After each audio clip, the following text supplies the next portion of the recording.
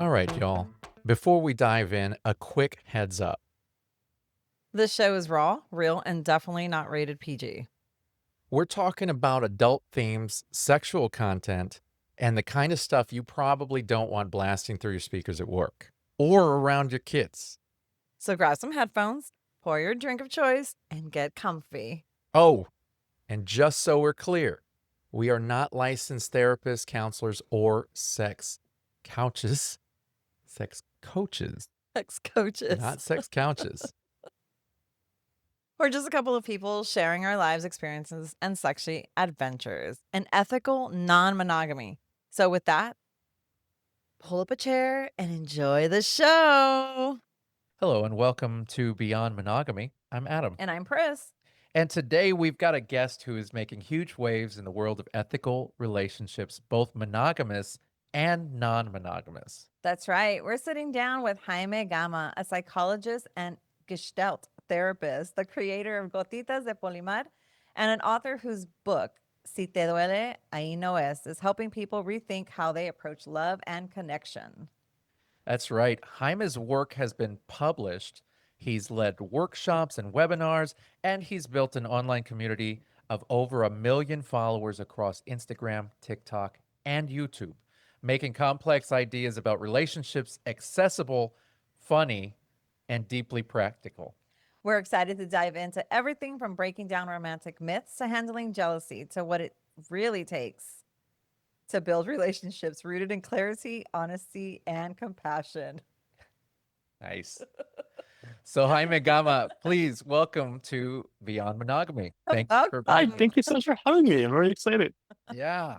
I love that shirt, by the way. That's a great shirt. I know. You So know, where I had a friend who was wearing it, and I was like, I'm gonna steal this shirt from you. It's so cute. it's a And really he literally took the shirt off his and gave it to me. He's like, you like it so much, here it's yours. I was like, oh, I love you so I much. So love it's a that. great story. You have a friend who literally gave them the shirt Yeah. off your He back. did. Yeah. He did. That's incredible. I love it. Where are you at right now? Tell us where you're. I'm in Chicago. I'm Okay. staying at one of my partner's condo with his husband. Okay. I'm here for still like a month, a little over a month. I'm staying here Yeah. for a few more weeks. Okay. So yeah. I love that. All right. Nice. If you wouldn't mind, if you could just kind of give us a little bit of your background, like as far as your journey into ethical non-monogamy, Yeah. kind of when it Yeah. started, and how you ended up here. Well, that's yeah. Well, I always, when I started my first romantic relationships around 18, I was very monogamous. So like sex has to be with somebody who you love and whatever. But as I grew, I would start having these spring crushes, I call them. And at the time, anytime I felt something for someone, I immediately panicked and I was like, no, this is wrong. If you feel things for someone else, it means you don't love your partner, and that's wrong. You don't do that. Right. I didn't notice this until way later, but I always had these moments of every year. It was like a spring thing, I don't know. And I started to go like doing a lot of research on non-monogamy for my bachelor's of psychology.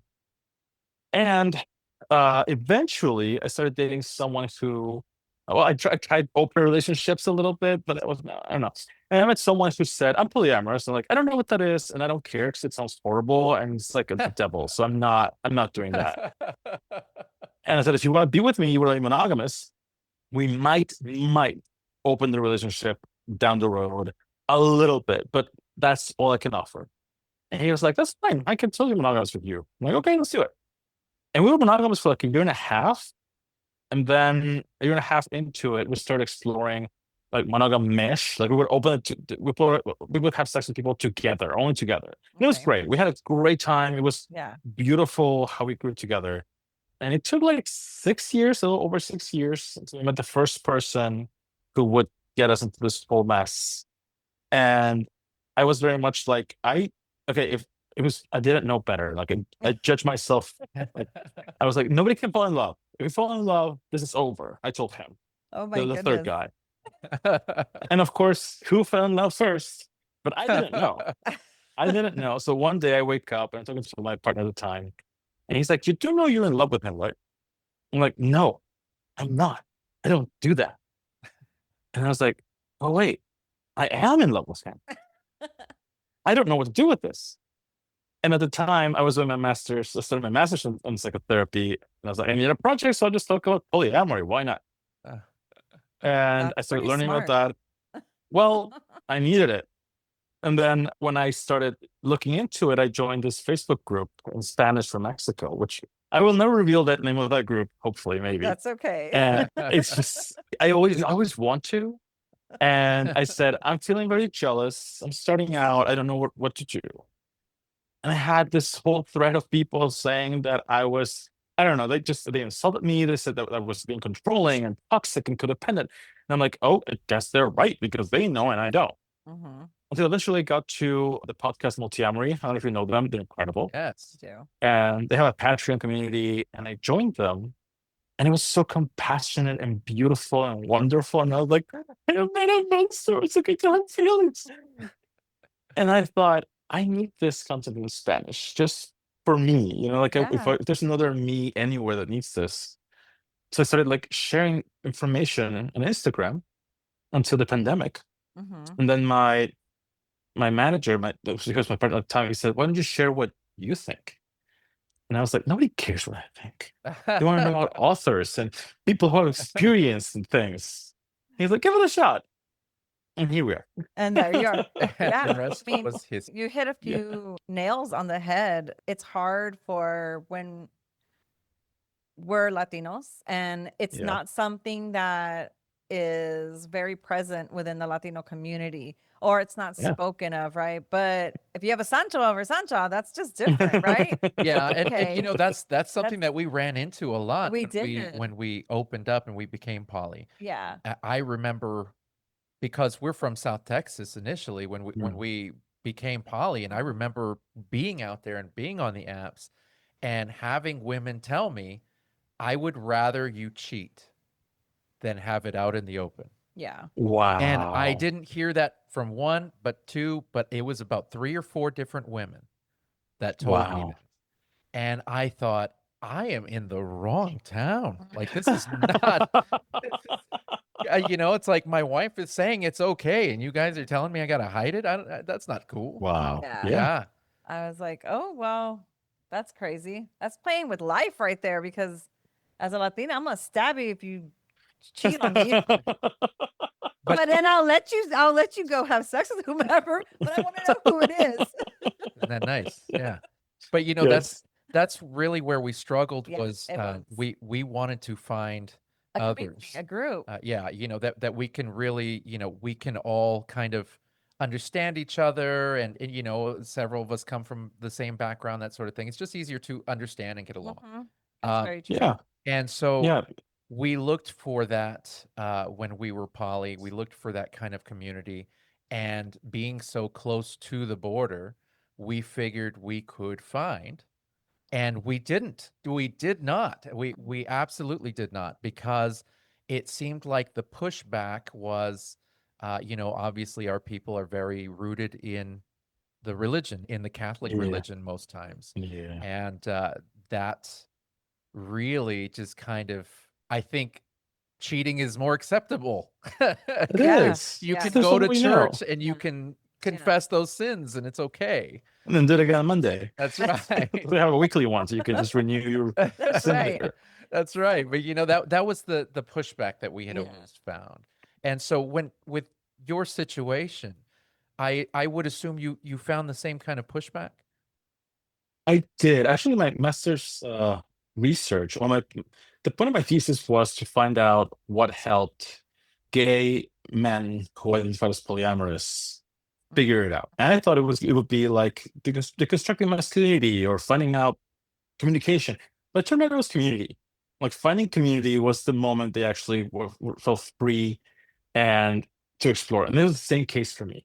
Okay. And in Mexico, it was really hard for me to find a community or people who were open to exploring, that were not in this like better than like holier than thou. I know how to do polyamory, Right. which I always said is in my book. One of the things that I say is that I believe there's only one myth of love, which is thinking that there's one way to love for everybody. and all the other myths come from that. Mhm. And what's funny is there's a lot of radical polyamorous or non-monogamous people who will go, no, monogamy is wrong, so they'll tell you how to love, but you have to do polyamory this way or you're wrong. And it's the exact same thing. You're doing the exact same message. So I had to explore or find other communities. In the end, I met who was one of my satellite partners at the time. I call him a satellite partner. We have a different kink relationship, but it's that's. And when I met him, he had his polycule, I'm gonna say it's about 15 to 20 people. Oh. And like, of course, they're not all together. It's mostly like independent Oh, got you. Okay. partners. But I was fascinated since Sunday family dinners, there were like 15, 20 people coming to dinner, Oh, wow. and we were all connected somehow. And like we Oh, would find like beautiful. you're this person's partner's partner. And you're like, yeah. So we're like grand metamorphs. And even like now here in Chicago, I still have them. And to me, it feels like a family. I was never a family person. Right. And this feels like a nice family that is there for me. So finding a community of people I can talk with about these things and be like, if I say metamor and someone says, yeah, I'm like, you're my people. I feel so safe with you. I You love get me that. already. Yes, exactly. So you're a therapist, right? So from a Ma'am. therapist perspective, how do you feel that people navigate the difference between fantasizing about non-monogamy and actually living it out? Not well. No. Not well at all. No.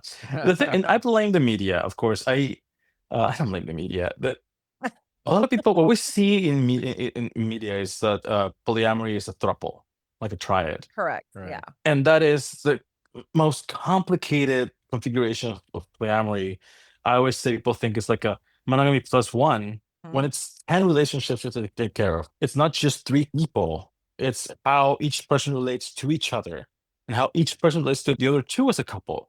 So a lot of people come to me, they're in a throuple and like, I don't know what's happening. I'm like, well, how's your relationship as a metamor to your partners as a relationship? Mhm. Not as like to, I don't know, Rob and Bruno, but you have to connect with them when they are a couple. So that's one relationship you have to nurture. And then they have to do the same with you. And then what about your relationship with yourself? You need Yeah. that time too. Yeah. And then it's so much. And people think it's the first thing they try and it explodes. Like it's just, I'm not saying it doesn't work. People who understand what it is can make it work. Yes. It's not monogamy plus one. Yeah. I get a lot of that. Okay. I get a lot of hierarchy. I have very particular opinions of hierarchy. My partner here in Chicago is married, Okay. and of course there is a like a grand scheme of hierarchy that we cannot avoid. Mhm. Like there's Sure. legal things and couples privilege that we cannot avoid because it's not something we can change. Correct. That hierarchy is beyond our power. But in this hierarchy in the relationship, that's when I have issues. Like if they were to decide my relationship with my partner without my consent or my saying anything, to me that's dehumanizing and objectifying. No, it That is. I mean, people, yeah. right? Yeah. And the thing is, I tell people, so they're like, "Well, yeah, but I'm protecting my relationship." I'm like, "Oh." And the thing is, you're creating a problem, and you're setting the precedent that yes, someone is more important than someone else. Yeah. So you have evidence that yes, it could be you. Someone could change like the relationship with you because they like someone else better. You're confirming that information. Yeah. And secondly, it's not going to make you feel better Yeah. because you're going to be I thinking feel like about that's what happened to us. yeah, I felt like I was a higher power. And yeah. I was a higher power over his girlfriends and I was a higher power. So I can relate to that. And I would always ruin his relationships. I'd be like, she's not the one for you. Oh yeah. No, Yeah. and we No, and we I talk about it and I openly. can admit it We've now, we've come to terms with what it that's was. for sure something that can't Uh, be changed. And yeah, in my brain, I was just like, what? This is mine. Exactly. I am above them, everybody. So yeah, but I mean, I'm sure you get it. And she's a work in progress. She's always Aren't we all? learning more and more, and Def- she's come a long way just since we've started the a podcast. poly person. I haven't gotten in my brain that I understand how it works. And I love that we have lots of friends that are poly. And it's so beautiful to see how that relationship really works for them. I just don't, my mental state isn't there. And I can be 100% honest that relationship wise, I cannot share. I can share him friendship wise and I can share him sexually, but my relationship is just, I don't know. I think I'm just so controlling in that I want him all the time, and it is, I'm a very controlling person. And so it's like, I just want him That's with me. true. And it is true. Anyway, okay. See, I don't consider myself poly. No. For all the things that I don't think I don't. It's not my identity.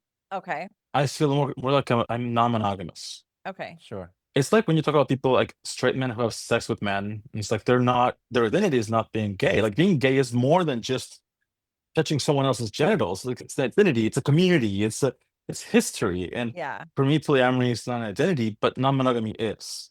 I have partners who are polyamorous. Like I know Okay. this one I was talking about, like he is poly. That's who he is. Mhm. It's part of how he connects with people. It's very easy for him to do this. For me to require a little more work, I'm okay with it. I can do it. I enjoy it once I get it. I don't identify with it necessarily. Yeah. So I get that part. Yeah. Now, I find that interesting, Jaime, and I have a quick question with that, and I don't know how quick it is actually, but we've had this discussion because she's always said when it came to dating, she's not a poly person, et cetera, et cetera. But we have a girlfriend that we date. It's romantic. Get that. So what we realized was, Yeah. hang on a second there, honey.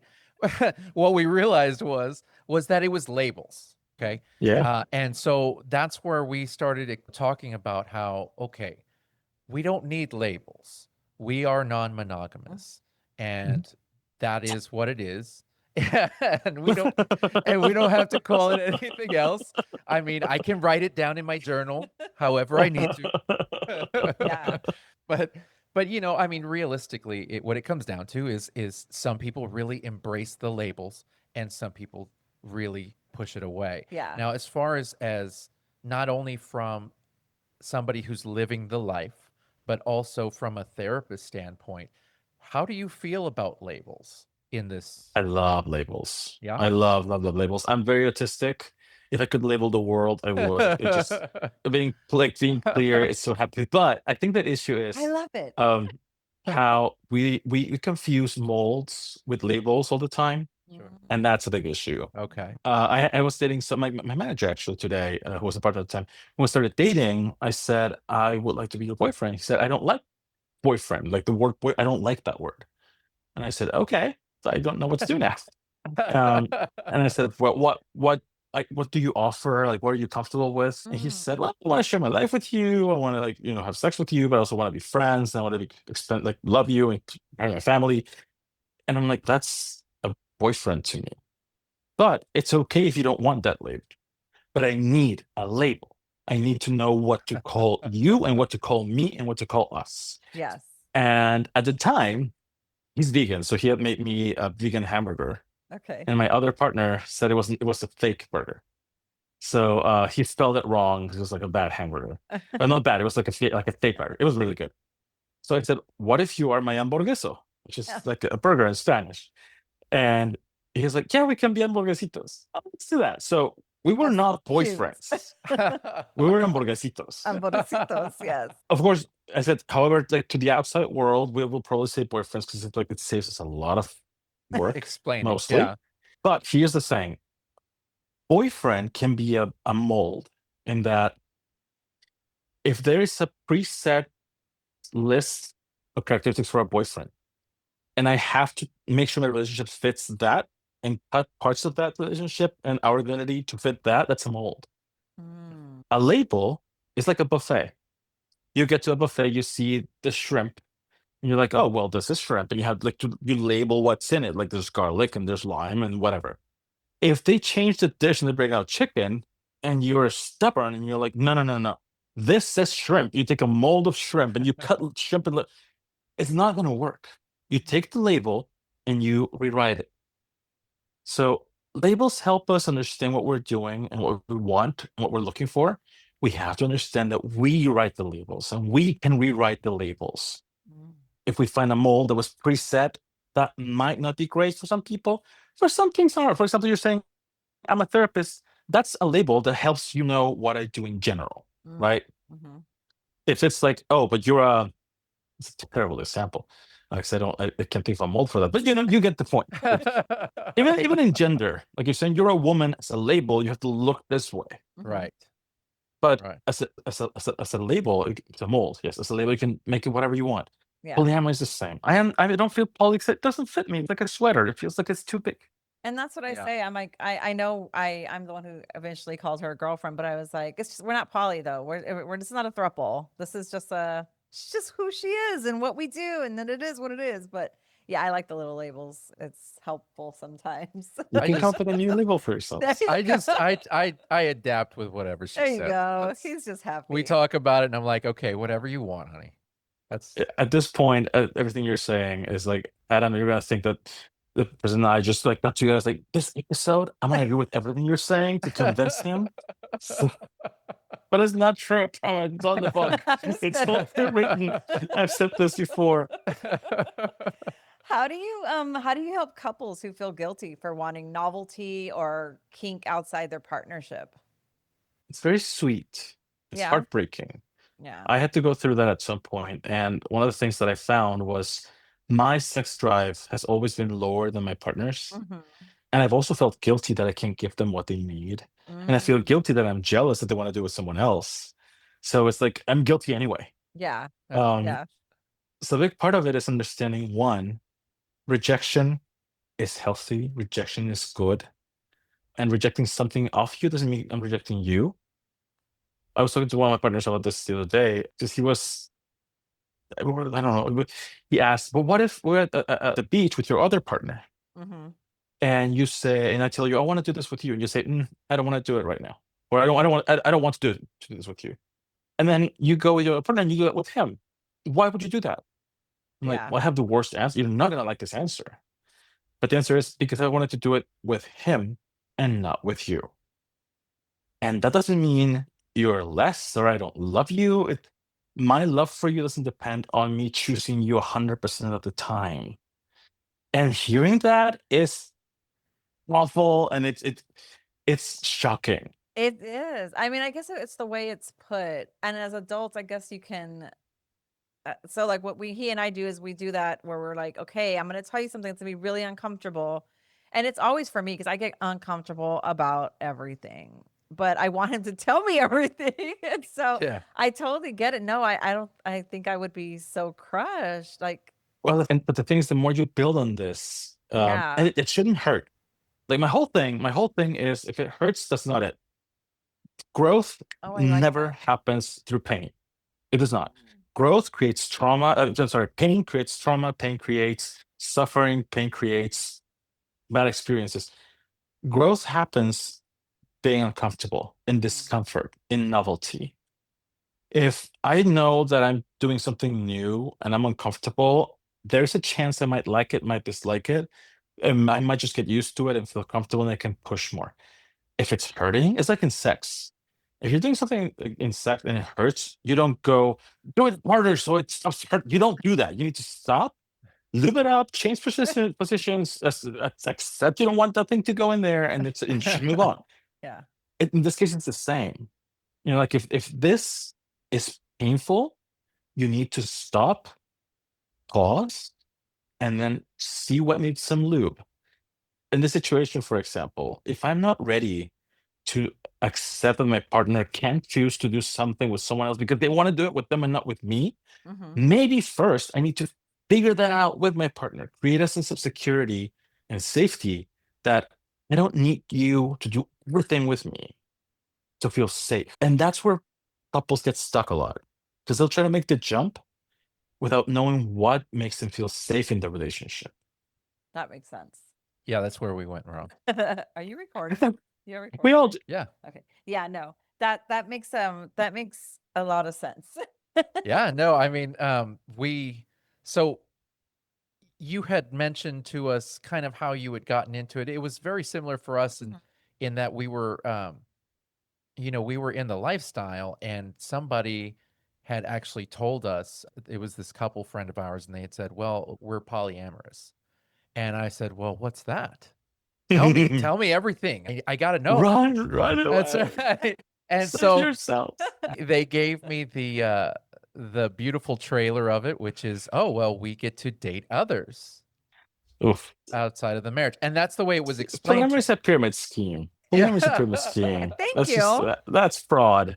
And so that's kind of the way it was put to me. And I was like, oh, wow. Well, that sounds interesting. Mm, And, I've always been a very loving person.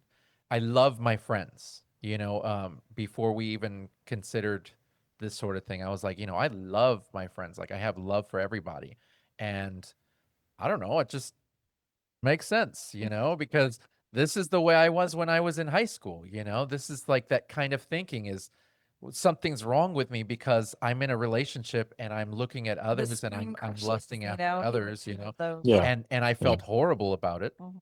but I didn't know that non-monogamy was what it was called. Yeah. And so this was expressed to me about polyamory, and so we had talked about it, and I did my research for a good while, as much as I could. And then I was like, you know what? Let's give it a shot. What the hell? And yeah, none of it went well.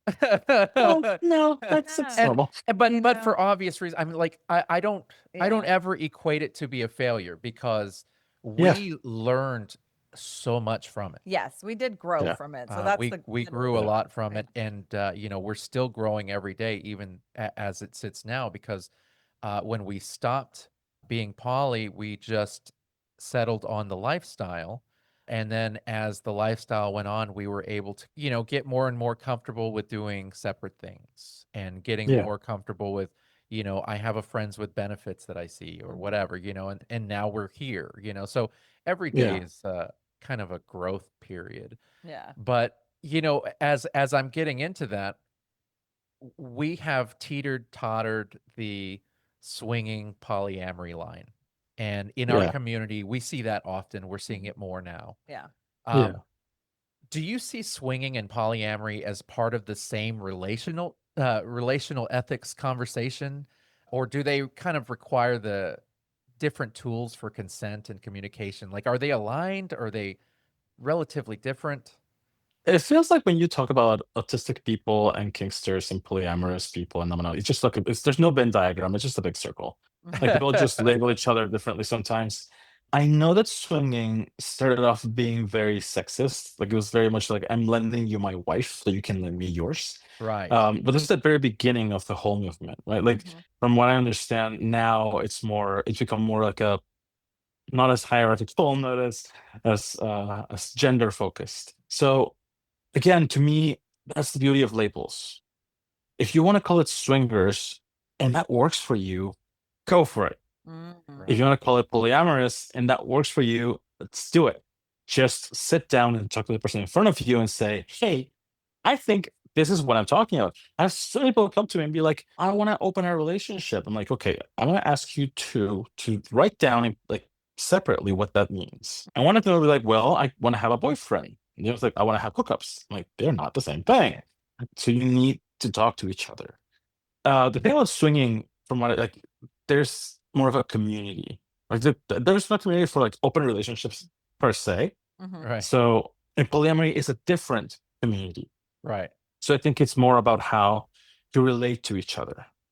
Are you trying to make a polycule to play board games? Because that's all polyamory is about. You just want to find enough people to play board games every night. Or are you just swingers because you want to have a happy adult? Because you want to do the same thing, but without clothes all the time. I mean, I think that's the other thing. You just said that. I think yeah. maybe polyamory to me is not central. It's not sex centralized. I was just going to ask you a question about that. Yeah. Yeah, like Like, many swingers uh-huh. say that many swingers say that it's just sex. Like if there's no feelings, it's like that's all. It's just and that's the way, honestly, Yeah. that's the way I think. It's swinging. Yeah. It's just sex. Like he's just gonna go have sex with somebody. It's like it's not gonna fall in love with them. And I feel like when it was poly and we labeled it that's exactly what I thought. So I always Yeah. thought they're two different things because Poly isn't a But lot it- of sex, right? It's more. Oh, it's a lot of talking about It's a lot- sex. yeah. I mean, It's a it's lot whatever of you. talking. Hey, los It's swingers, a lot of once you talk. have a bed, we're good. We're there. Well, I mean, again, it comes. It depends. I was thinking about swingers because, like, I read and I've heard that it's more like a community space now, and they do get together, they do make friendships, they do make relationships. But yes, swinging is more sex focused. Okay. Yeah. Polyamory does not require sex, and when I define polyamory, I'm always very careful of saying like it's romantic, like simultaneous romantic relationships where everybody involved is aware, but they don't need to have sex. There's ace people, right? Asexual people can enjoy polyamory. It's a great option for asexual people. Aromantic people can also do that. So it's more how you want to build a relationship. I like that. See, you should have given me his book before we started doing poly, and I probably would have been like, oh, Well, no. but it takes I you was a listening. while I was to. listening up right there with you. we were having the same experience at the time. I'm like on chapter 8, and I'm like, oh, yeah, I know. I feel you. Yeah. I found it on Audible, so I was excited. Yeah. Yeah. Now, you've written about autonomy and consent in relationships. How does that Yes. apply in sexual encounters with multiple people, like group Woof. play, threesomes, play parties, Woof. Yes. To me, I'm a kinkster. I'm happy to be a kinkster. I'm not looking back. I'm autistic. I'm happy to be autistic. Like all these things to me are like just so great because I'm in a community where we talk about everything and everything has to be consensual. And that also means that I am not prey to my instincts and feelings. So I can actually not eat the marshmallow. I don't know if you know, this is like a marshmallow test where they had children sit in a room with a marshmallow in front of them. And they were like, if you can wait for an hour or something, I'll give you 2 marshmallows, but you cannot eat that one. So it was to check like how like if these children had this ability to postpone gratification. And some of them will actually eat the marshmallow. Some will wait for the marshmallow. So it's like you have to fight like against the do I want the pleasure now or more pleasure later? So to me, that's like the marshmallow test for non-monogamous people is yes, you have the person you want to have sex with in front of you. And yes, there's an agreement with your partner you know would be iffy here. Are you going to eat the marshmallow now? Or do you want 2 marshmallows later? And of course, the fear is, but this one's going to go away. Yes, but it's a marshmallow. You'll find Yeah. another one. Let it go. Not allow your life to exist. Never. And concerning group play and stuff, one of the things that I found, it's just, I don't know, like sex is such a great topic, and I can't talk about it a lot on Instagram because I get Yeah. Right. algorithms like it. It's an open. Neither can we, table. apparently. You can, yeah. Yes. Talk about it here. All you want. And one of the things that people say is like, what if my partner does something that I'm not comfortable? I'm like, that's great. It's a great time to explore and experiment and be like, hey, the first time I did it, I told my partner, I don't want you to kiss anybody. So I can't stand it. Like you can have they Can't can stand it. dip inside you and put their fists in your ear, but don't kiss them. Yeah. And the first time that he came over, I was like, well, I wanted to kiss him, but I didn't.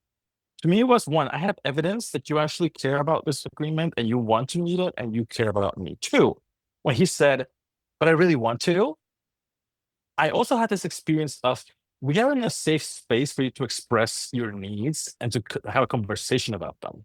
And then I was like, okay, that's nice. And then I said, okay, I'm willing to experiment once and then we can check.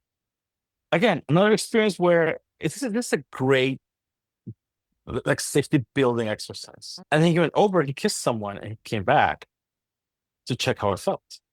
And I said, I've never felt this angry and jealous with you ever.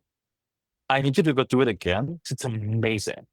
I love it. This like I don't even know how to explain how this energy has changed. I always said that like the butterflies in the stomach, that uncomfortable Yes. feeling like, oh my God, I could really get upset about this, but I like it. It's a roller coaster. Yeah. It is. So being on a roller coaster is telling your brain you're gonna die, and your brain is like, "Oh, I'm gonna die," but in a safe space, you can enjoy a roller coaster because you're not safe. If you're falling off a car off a cliff, you would not enjoy that, and it's the exact same experience with the exact same chemical reactions. But in the roller coaster, you're safe. It's just the same thing.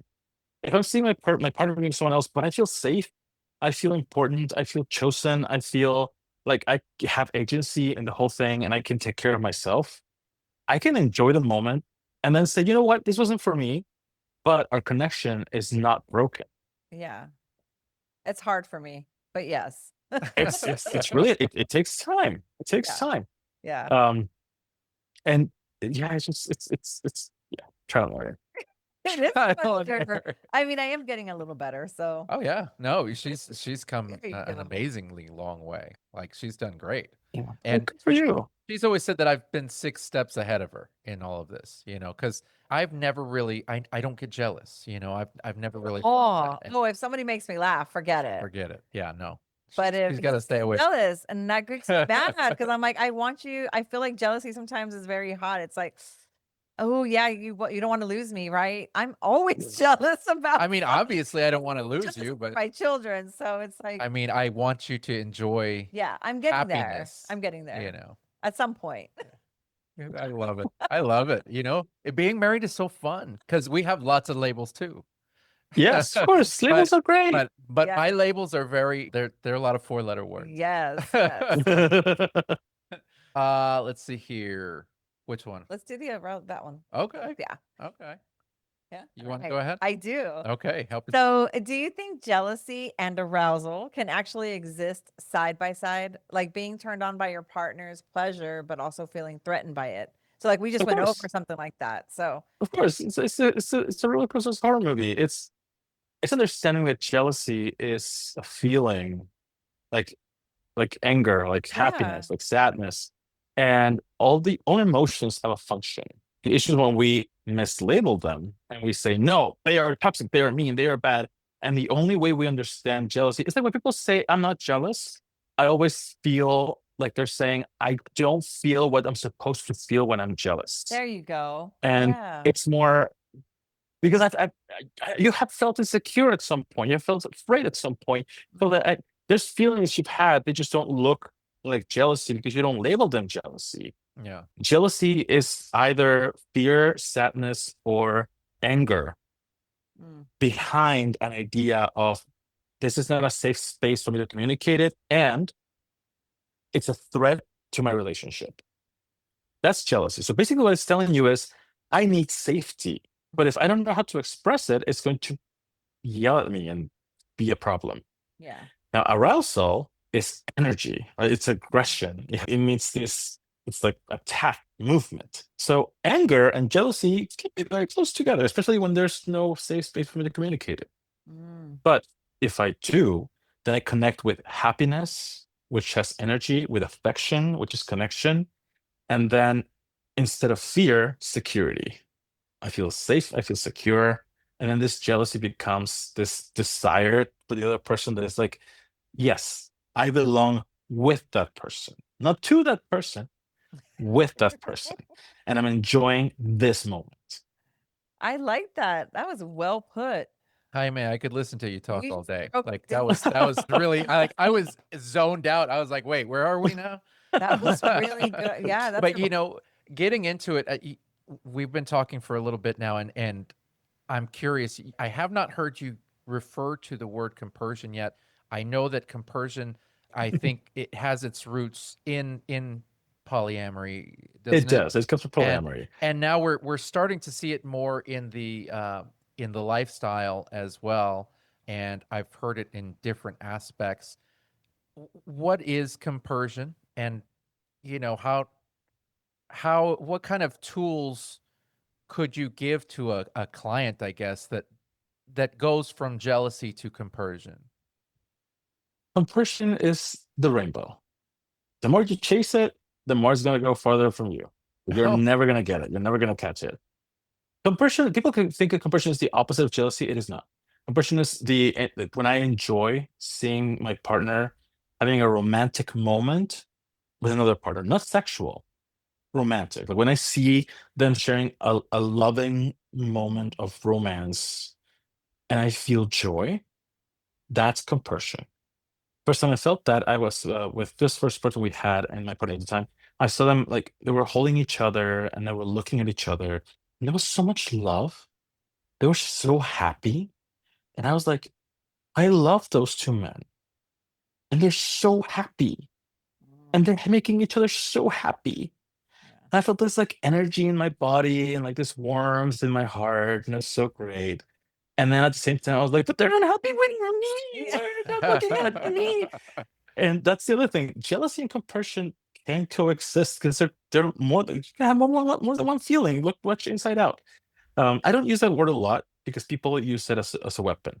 They'll say, "Oh, you're not good at polyamory. You shouldn't feel compersion. Oh, you feel jealousy. Now you should feel compersion." No, compersion is something that you can feel, but you don't need for polyamory. So like, as long as I feel at peace, like right now, I'm fine with my partners being with other partners. I don't like it's fine. I like that they're happy. It makes me happy they're happy. Do I feel compersion all the time? No, but I don't need it. Again, don't use it as a tool is not the opposite of jealousy. And if you don't feel it, you're not that bad polyamorous person. Yeah. Yeah, and I find that people really villainize jealousy. Yeah. Jealousy is so bad, and if you feel jealousy, you're a horrible, horrible person, and you can't be in this lifestyle, or you can't be in this Yeah. kind of way of Like, life. when I tell somebody that I'm a jealous person, they always give me, especially women, they give me that look like, oh, just the way I am. Yeah. I'm a jealous person. I've always been Yeah. like that. Yeah, and See, it didn't stop anything. It's just here's a secret that I tell my clients. Whenever you want to work through jealousy or with jealousy, substitute the word jealousy with anger, fear, or sadness. Magic. Suddenly, there's no stigma. Suddenly, it's valid. Suddenly, you can work with it because jealousy, the label, is very tainted with sin. yeah, that's for sure. Love it. So are there predictable dynamics like who takes the lead or who hangs back or who gets overwhelmed that you see across with your clients, like their stories? Just like when we were poly, I would actually disconnect myself and kind of stay back. I wouldn't like engage. Yeah, and that was an issue Oh. for me because she would kind of push me towards them, and she would remove herself, and it just got very awkward and uncomfortable. Yeah. you Yeah. know. So like Yeah. do you see that a lot? Yes. There's trends. Yeah. There's things that I'm like. Sometimes I'll see clients send me a little like blurb of what they want to talk about. I will listen to this read. I'm like, oh yeah, no, I know this story. I know where this is gonna go. You're fine. Because it's not that everybody's the same, but we do follow patterns. One of the patterns is one of the partners is very excited about non-monogamy, and the other one is very not excited about non-monogamy.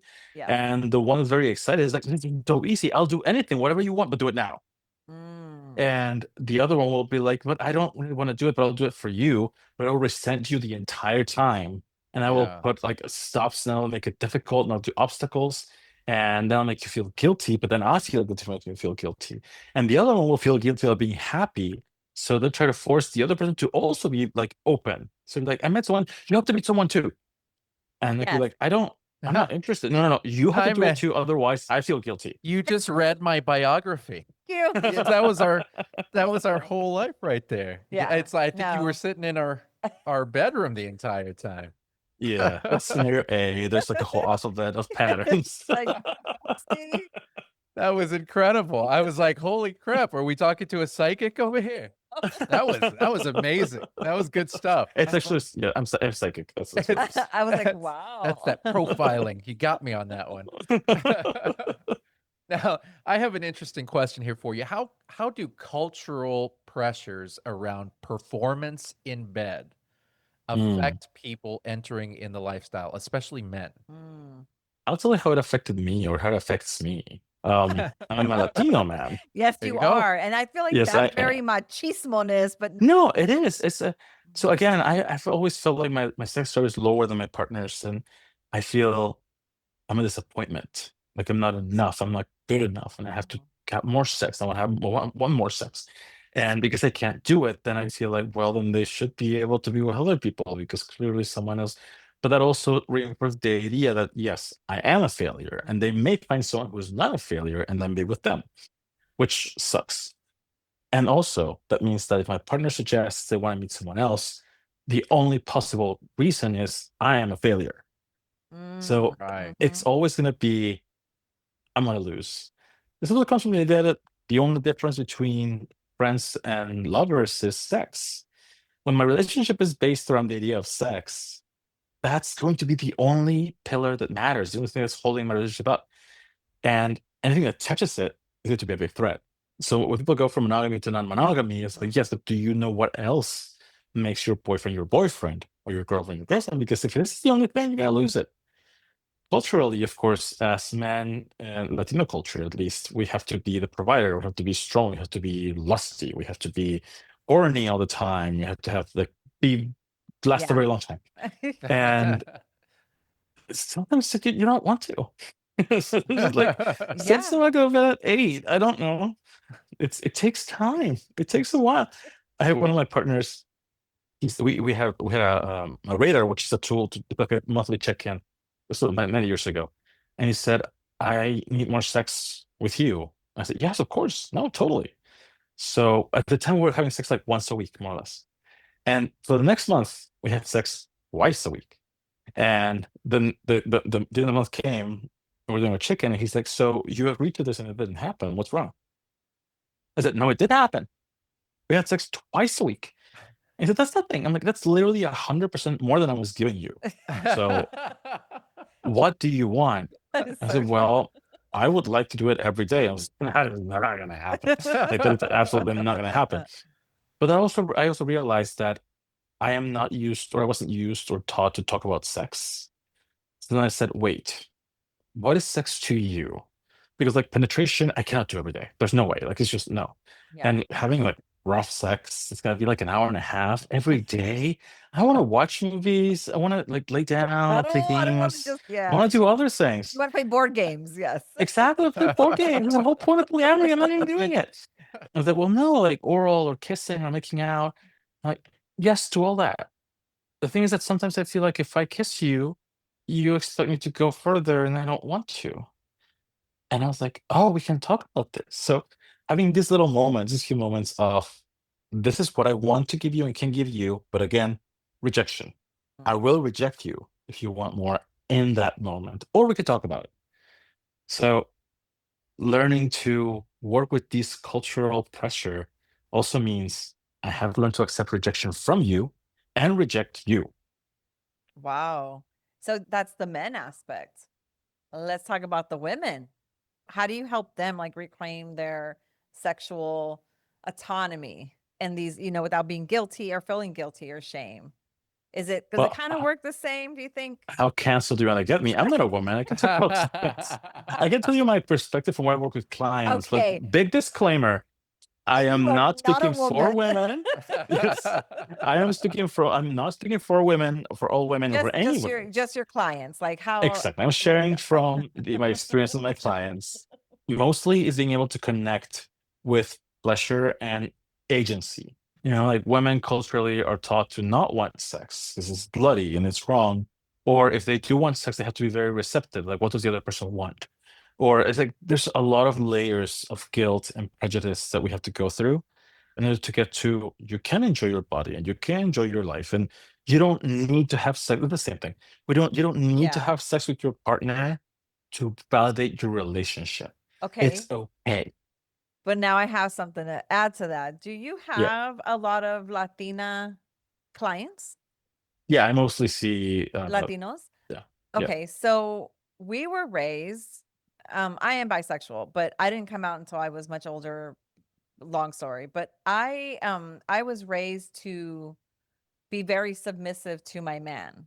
Mhm. Now I'm not, I mean, at home, like I always tell him, in the bedroom, I'll be submissive to you however you want. But when we're outside of the bedroom, hey, we're cleaning, we're doing all, you know what I mean? Like it's not him, Yeah. but in bed, Yeah. it's all him. How do you help them like get past at least that? I mean, I know it's for men too in the Latino culture, like when you're gay, No, it's but I not understand. okay. Like No, I understand. how do you navigate that part?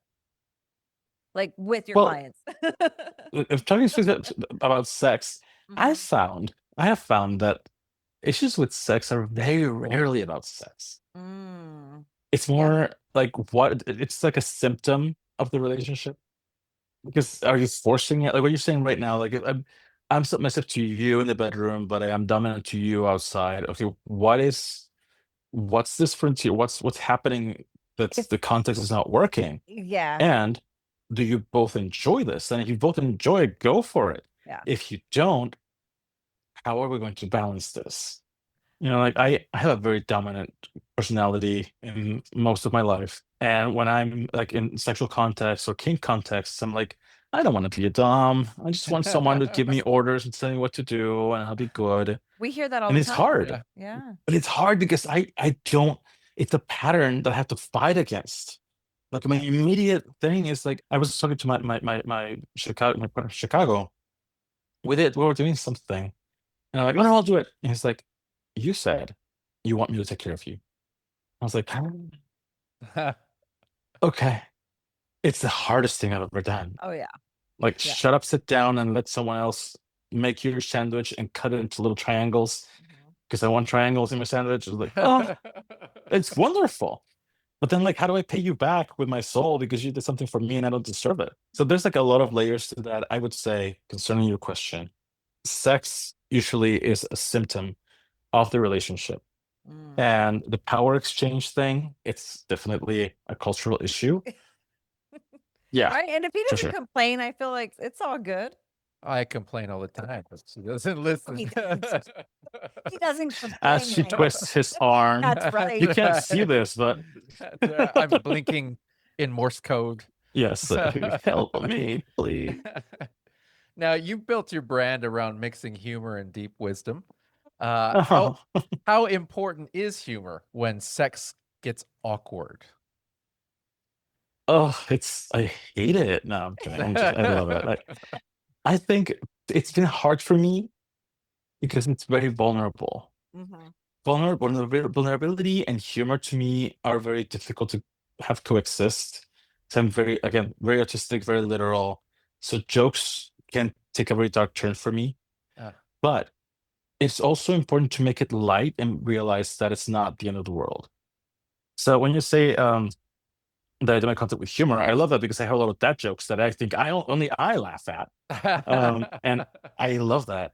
And sometimes I'm like, I'm not kidding. It's just also funny because I'm autistic. Like Yeah. I say things like matter of factly because that's who I am. People are like, Yeah. that's so funny. I'm like, okay, yeah. But it is that. Like sometimes Right. it's just, I want to do this way. And it lightens the mood. It does. Like being able to say, I'm just not gonna be inside you today because it's not working. What are Yeah. we gonna do now? What are you gonna do now? Oh, I always make jokes during sex. We I find it, I mean, it's like, it's funny, especially when like the men don't work. Like when they're just not getting it, it's just not going to work. And it's like, it's okay. Little dude can come out another time, like it's fun because I don't It's want the let guys. be reassuring. Yeah. I don't want the men to Yeah. feel, yeah, feel yeah. bad. No, So we're both very humorous. I do the high fives after everyone does a good job, She does. Yeah. She brings See, everybody. I should not have sex with you. No. Damn it. See, there you go. No high fives. No, That's right. You I'm just gonna look lost. to my partner next time. Just see how he reacts. I'm like, hi. honestly, we had sex one time at the very beginning and it was very hard for me to orgasm and he made me orgasm and it was the best orgasm ever. I can remember the day and I was like, man, high five because that I was love that. amazing. Yeah. I love yeah. that. He was Yeah. like, you high fived me. I was like, well, it was good. I mean, not gonna Yeah. tell you. I mean, I like the reassurance personally, so Yeah, it works. yeah. Yeah. Of course. Yeah. Otherwise, she's got to fill out one of those little surveys, and it's just a pain. Oh, I love that. Yeah. I would love that. A little Now review on Yelp. well, it's Yes. all digital now. So, Now, what's the most surprising or out there sexual boundary you've seen a client or follower successfully negotiate? I live in a different world. I was talking about this morning with one of my friends. I was talking about how, like, yeah, well, I mean, I just want if they're kinky. And you're like, no, I'm not really kinky. I'm into bondage and fisting and water sports. Just regular stuff. And I'm like, right? So when you say that, I'm like, okay, what's an out there boundary? I don't even know. Like it's just 'cause again, like to me, boundaries are all about how I protect myself. Right. Sure. Right. So it's not about how somebody else is going to act, but I don't know. One of my favorites is I will not participate and I will just watch from afar. I love it. It makes me so happy. And people freak out, and like the third or the fourth or whoever will be like, doesn't he want to join? I'm like, oh, you have no idea. I am having a lot more fun than you two are. Yes. I am winning here. This Yes. is- I told our girlfriend, I was like, oh no, y'all, I can just sit here and have a bag of Doritos and drink my Dutch Bros. I'm good. it's great. I'm good. It's A great. little break every now and then. Yeah. Oh, I have Okay. one. Okay. I have one. And this is personal experience. At the time, I had a partner who we were close. He wanted to open the relationship.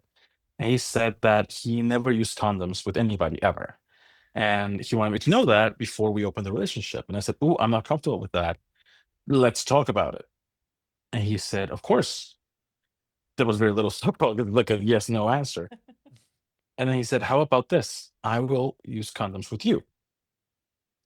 And that broke my mind. So I'm like, that's not fair. I'm your boyfriend. Why do I get that? And it sucks in a way because it is a boundary and it's valid. Right. Yeah. Like you can have your sex life the way you want to have it. Mhm. And you're offering me an option. Yeah. Now, the difference between that and manipulation I was is just not, about to ask you. Yeah. So it depends on how you expect the other person to react or what happens in negotiation. Like if I'm using this as a weapon to be like, what? Okay, well, then you get the condom. How's that? Are you sure you want to do this? And then that becomes a way to manipulate you. yeah. But I always come from an idea of compassion that we're all trying our best. So I am not assuming that he's trying to manipulate me. That's his best choice. Now, then my boundaries come in. Am I okay with this? If not, then how am I going to protect myself? What other thing can I ask him for? Mm. And this is where creativity comes in. Mm-hmm. People think that boundaries stop the conversation and they're so scary. But when I know your boundaries and you know mine, we can start exploring and playing and creating and finding other ways. Now, in the end, we didn't open the relationship. We broke up for other reasons. So there's no end to that story. But I do want to make a quick comment about this STIs. Yes, Because please. people say, what about STIs? I'm like, monogamy does not protect you from STIs. Mhm. If you're monogamous and you're listening, please go get tested because a lot of monogamous people have syphilis and other things that they don't know they have because they have sex with condoms and then no, not anymore because they love each other. Then they break up and repeat the process and they don't realize that they're having many unprotected sexual partners who don't test either. Yeah. Right. I went to Berlin 2 years ago Okay. and I went to a few places and I did things. And on the plane back, I was already planning on all the shots and pills and everything I was going to have to take, all the Yeah. tests I needed. So I for sure brought all the STIs in the world and invented new ones. Like there's no way. I came back, I got tested for everything. I had nothing at all. And I was perplexed. I was like, how's this happening? Information is very important. Mm-hmm. Like people who are in polyamory and in non-monogamy, I'm not gonna say everybody, are more likely to be comfortable talking about testing, about status, about prevention, and people will call me, hey, you know what? I just tested positive for this. Get a test, Yeah. which is great. Yeah. Because- They should. They should. Yeah. I mean, And the 2 STIs that I've had were in monogamy. So, I'm just one person, but I see this Yeah. all the time. So if you're monogamous, get tested. If you're polyamorous or non-monogamous, also get tested. And remember, there's DoxyPep, there's PrEP, there's PEP, there's lots of things you can do to enjoy your sex life Mhm. safely and aware of your risks. yes. Absolutely. Love Well that. put. Well, we got one more, and then we're Yes. going to go into our outro. Yeah. And then as soon as that's done, we're all done there. So Okay. we'll go from you want to do this You last can do one? it. No, you don't. Okay. So if you could design one universal workshop for both swingers and poly folks, what's the Yes. one sexual ethic you'd want them all to walk away with? Compassion. Compassion. Compassion to me is so my model of ethical relationships has 4 pillars: agency, honesty, consent, and compassion. Compassion has 3 meanings. One is assuming good faith. 2 is taking everybody's well-being into consideration when I make a choice. And 3 is assuming we're all doing the best we can with the tools we have available. This also means that understanding is not justifying and it's not accepting. I can have compassion for you and be like, okay, I hate people playing with my nipples. I have very sensitive nipples and I hate it. I hate it. I hate it. And I have a couple of friends I have sex with regularly. One of them always forgets. And it's annoying. So I have to, no, he's like, yes, I'm sorry. I'm sorry. I'm like, I know. Compassion is, I know you forget because it's common. Like we're in the moment. He just impulsively does it. I am not going to accept it, and that's like a minor thing. If it's something more important, they can still say, "You broke my consent." Oh, I had a friend I had sex with before. Like one time, he sends me a video of us. He's like, "It was so hot today," and I'm like, "You were recording us?" And he says, "It was just I just did it in the moment, and this is a little bit you can't see your face." Yeah. And I said, "Whoa, I'm not okay with this. I Yeah. am not okay. Please delete that." And he said, "I'm sorry, I didn't think about it." And I'm like, I understand. And I assume good faith. I don't think you were trying to hurt me. I don't think you're evil. I think that's the best way for you to communicate it, and you didn't know how to say it differently. That's perfect. And I don't hate you. And I won't have sex with you again. So I don't feel safe anymore. So understanding that you don't have to be a villain for me to walk away and take care of myself. I can still love you. I can still like you. I think that's huge. Because sometimes we don't walk away because we don't want to villainize the person. Right. And when you say, I love you and I don't want this. Again, rejection. Yeah. Right. I think it's very important. It is. Right. It is. Man, I love that. That's great. Right? Yeah. No, we're gonna have all your little posters all over the place. See, read that one. That's right. Jaime, thank you so much for joining us today. Thank you for And having me. thank you for sharing your insights on love and ethics and reimagining how we relate to each other. This is all really cool. For our listeners, if you want to connect with Jaime, you can find him at Gotitas de Poliamor.com. Did I get that right? Yes, and any social network. And now Instagram and Facebook are also translating my reels, so you can watch them in English. Yes, I actually saw that. So everybody follow him on Instagram, YouTube, and TikTok. He's got awesome TikTok videos. If you're Latino, please, that's like the best information, I swear. You can find him you can find all the information. Find it in our show notes. There you go. You'll find it in our show notes as well as our website. Remember, it's at www.beyond-monogamy.com. That's where you can find all of our past episodes, our blog, our merch, and all of our links in one place. You know, I spelled out the word dash, You did. and you still still just went past it, huh? did. It happens. Sorry. Yeah, I see that. Yeah. You can also catch us every Thursday at 1 p.m. and 6 p.m. Central on FullSwapRadio.com. And I mean, it was such a joy to have you on with Yeah. us. Thanks for having me. Absolutely. Yes. Whenever you Absolutely. have that book in English, it's for him. He can't do the Spanish one. So Yeah, but I we're you know, feeding. I am very interested. I had a ball talking to you. I really would love to talk to you again. Maybe we can get you on the show course. again in the future. Anytime. And with that, we appreciate all of our listeners tuning in for another wonderful guest. And with that, I will say, keep listening, and we will see you guys next week. Bye.